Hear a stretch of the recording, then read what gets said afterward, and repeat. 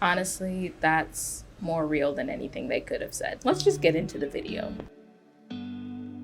When I was a kid, one of the only things that I wanted to do was go to university. I thought for sure that by now, at the age of 22, I'd have a PhD. Not a PhD. I'd be applying to PhD programs, but spoiler alert, that hasn't happened. I don't even have an associate's degree. Instead, I'm spending today's scripting, filming, and editing some Instagram reels and working on this video. And then I also have some writing that I need to do later. I think the hardest part about leaving the world of academia was the fact that it felt like my whole life was leading up to higher education and more school. I would have about 7 hours of classes every day in high school and then 3 to 4 hours of homework. That's 12 hours of academics. And then on top of that, I had extracurriculars, church, and sometimes I'd get sleep. But that was my entire life. I didn't feel prepared for anything outside of school or church. If you look at my old notebooks and blog posts and emails, you'll see this scared little kid who feels like her entire future is riding on a path that she can't afford. I remember the night I got my first university rejection letter. The email came in super late at night because of the time difference, and I completely broke down into tears. The next morning, I didn't tell my parents about it. I just went to school and did my best to be present. But for weeks, I was a wet blanket. I was spacey, I didn't talk very much, and I cried a lot. Now, you may be thinking, isn't that a little bit dramatic? I don't think so, honestly. Long story short-ish, university was my path to getting a job and financial independence.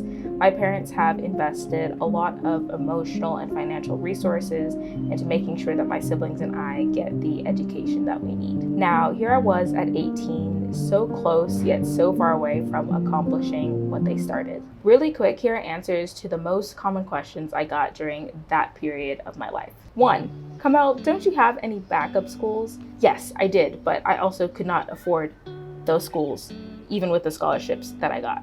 2, can't you go on a payment plan or go to community college? I'm not an American citizen, so no.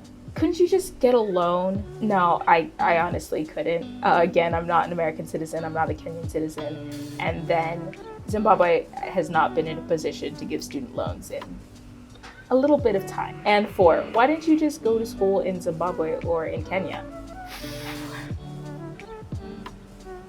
Listen, at my high school graduation, I walked across the stage, I smiled for the cameras, and I got myself a really pretty diploma book. For over a year after my high school graduation, all this booklet had was a placeholder. 5 years of sleep deprivation, obsessively checking my GPA, and doing my very best, and I didn't even have a diploma to show for it. That's a story for another day, but I have a diploma now. It sits in my closet. The second hardest part about leaving academia was all the conversations I had to have with the well-meaning adults in my life. I was told by multiple people that I was wasting my potential and that I just needed to do more research and that I needed to stop being so picky, amongst other things.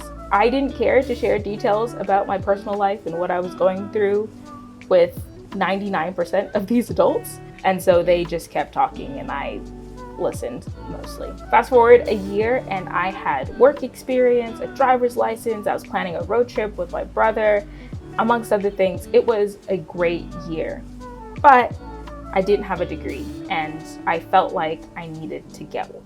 Days before the August 2018 application deadline, I found a college program that would let me pay on a payment plan, and also they didn't need any of my high school documentation at that time. Where it did offer a much cheaper option. At first class, I started while on a plane from Nairobi to Atlanta, so it was great. Everything was working out. I did that program for a year and a half, got 75% of the way through my bachelor's degree, but then the inevitable came back around university admission. You've heard this story before. Not much had changed in a year and a half, and so we don't need to get into it again. One thing that was different is that at this point I had embraced something other than academics, telling stories online. I actually started creating for the internet back in 2014, but very much thought of it as a hobby and didn't think it would become my job, at least not anytime soon.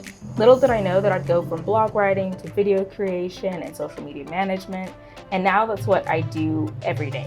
I research, I write, I script, I record videos, I edit videos, I create graphics, manage social media accounts, create marketing strategies. I'm a content creator now, and I didn't even need a university degree to become one. The third hardest part about leaving academia has been giving myself space to embrace new dreams. For so long, I wanted to pursue the route of higher education, and now that I'm not, it's taken me a lot of time to embrace where I am and to let myself settle into what I'm doing and not feel tied to the plan that my younger self came up with. There's a lot of cool stuff that I can do right here, and there's a lot of stuff that I can learn right here without going to university, and I'm learning to be okay with that. Maybe one day I'll go back to school. I'm not opposed to that idea at all, but for now I get to work alongside a whole bunch of different people to tell their stories, and it's a lot of work and there's a lot of uncertainty in my life right now, but for now I'm good, I'm happy, and I have time to figure out the rest later.